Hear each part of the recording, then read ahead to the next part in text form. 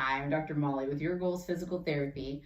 The other day I was chatting and we were kind of talking about different vacations that would be fun, right? And so I have three big ones that I want to go on. One, I have always wanted to see the beaches and like the wildlife in Australia. And then my cousin went on this fabulous trip to Hawaii and she got to see beautiful sunrises and sunsets, and I cannot wait to go and have that opportunity. And then lastly, it totally surprised me, but I didn't realize that you could rent a castle for like a week in Ireland. And that sounds amazing. I mean, how cool would it be to live in a castle for a week? So those are kind of my big three, right? And of course with COVID and, I have young kids, so that traveling that far isn't really a thing right now, but I cannot wait for that. And so for right now, what we've been doing is kind of traveling to cabins. So we went to Fredericksburg, which was fun, right? And we were walking around and we get to go hiking and there's nature everywhere. And while I'm telling Nancy this story, her eyes start getting bigger and bigger, right? She just looks like she's in pain. She's just not having a good time. So I stopped talking about all the shops in Fredericksburg and all that. And I ask her what's going on. And she tells me, she's like, oh, Fredericksburg is beautiful. She's like, but my feet would never make it. And I was like, your feet? Like, what's going on with your feet?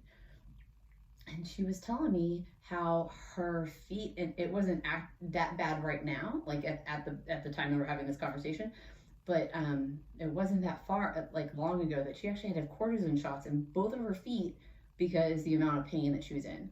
So while I'm talking about Fredericksburg and hiking and beach walks and all these fun things and on all these vacations, she's like literally counting the steps and like how painful it would be at the end of the day. And she's just having flashbacks of just the agony of standing in a line at the grocery store. And it's just life wasn't comfortable, let alone all these extra steps to do these, extra things. Even though they would have been fun, it would have been very painful.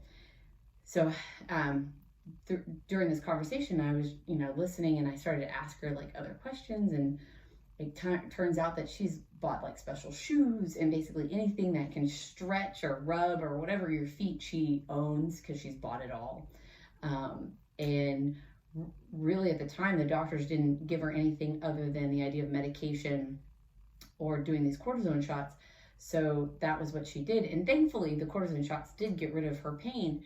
But she was noticing that over time that cortisone shot was wearing off and that she was starting to have more problems. And so at the end of the day, she was like being hyper vigilant about rubbing and stretching and trying to do all these things and making sure that her shoes were new, and she was just trying to stay on top of it.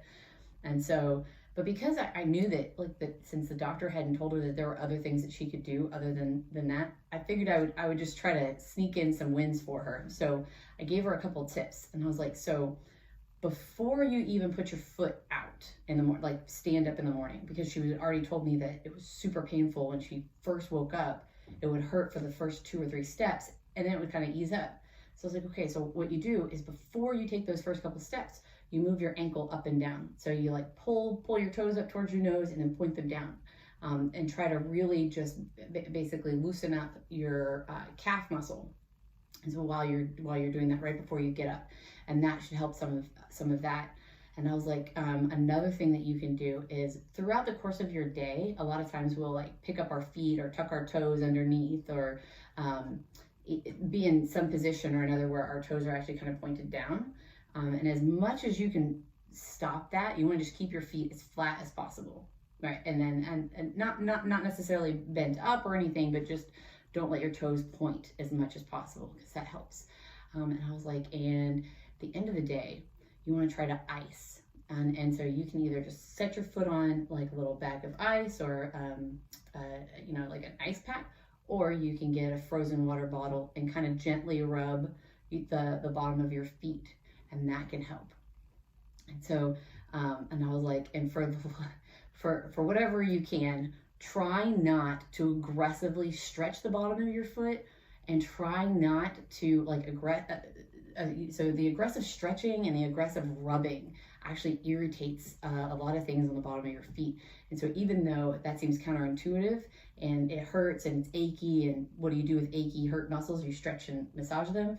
A lot of times as the pain level goes up, so does the aggressiveness with that. And so people end up actually causing some irritation from trying to help themselves. And so I was like, try to hold off as much as possible on aggressively rubbing and stretching, and just try not to even do it for a day and see how that feels. And I was like, and then lastly, if any or all of those things help at all, then you know that having somebody do a full physical exam of your ankle and seeing how you're walking and like what's going on at your hip and your knee, that could be contributing to what's happening in your foot. Because oftentimes it's not your foot that's the problem. It's oftentimes something that happens up above it. And in some cases, I know it's as weird as it is, it's actually the other side, like your other hip is a problem and it's causing your foot to hurt because of the way that it's hitting the ground. And so when people go and buy all those fancy stretchers and they aggressively rub their feet, a lot of times you're just attacking the symptom and kind of making it worse in some cases than if we were to address a different part of your anatomy, and then it would spontaneously go away. So those were kind of what I thought and what I told her. And surprisingly, I did get a call not too long after, because some of those things actually did help, and she noticed some relief just from those little tips. And so we were able to do, look at the way that she was walking, check out her hips. I was able to show her how to do some stretches that were effective for other parts of her, so not just her foot, but for her legs. And she is now back to walking in the grocery store without pain. And she even told me the other day that hiking in Fredericksburg didn't sound so bad. She's not quite there yet, but because it takes a while to get used to the idea that your feet aren't going to hurt you every time that you go for a long walk. So we're getting there. But she did notice a huge improvement. And wasn't it nice that it didn't involve 2 needles in the bottom of her feet? So if you know somebody who is dealing with foot pain that's just persistent and sucking the life out of wanting to shop and wanting to take long walks, please pass this video along to them, because I would love to help them. Okay, you have a great day. Bye.